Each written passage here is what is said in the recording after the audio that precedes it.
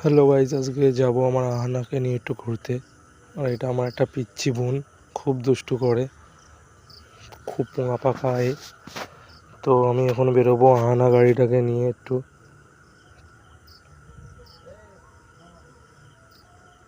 তো আমাদের সামনে পুকুর আছে, সামনে ছোট একটা রাস্তা।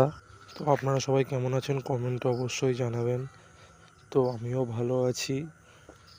তো বেরিয়ে পড়ছি, 11টা বাজে এখন ঘড়ির কাঁটা। তো আমার গাড়ি চালানো হয়েছে 15,705 কিলোমিটার।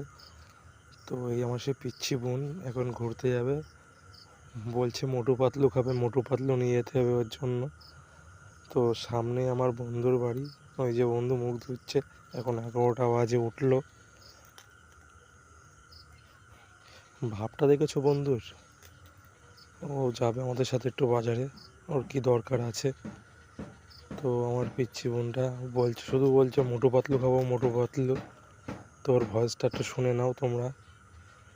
কি বল? মোটু পাতলু দিচ্ছি, কিনা দেবে মতন বদমাইশ হয় কিনা আমি আদেও জানি না। তো আমাদের এদিককার মাঠ, হাঁসে কি পোকামাকড় খাচ্ছে সঠিকটা জানি না। দাদুর কাছে গিয়ে এখনো মোটু পাতলু যাচ্ছে, তো নাম বলতে পারছে না, আমরা এখান থেকে বলে দিচ্ছি আমি আর আমার বন্ধু।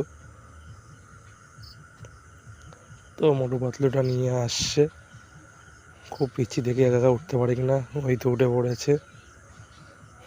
মোটু পাতলু নিয়ে খুব খুশি হয়েছে। তো ওকে বাড়ির দিকে রেখে এসে আমরা একটু ঘুরতে গেলাম। তো এদিক আমাদের হচ্ছে হাই রোডের পাশে যে সবুজ মাঠ, প্রকৃতিটা খুব সুন্দর লাগছে। আজকে মেঘলা মেঘলা ভাব আছে, কেমন লাগছে কমেন্টে জানাবেন।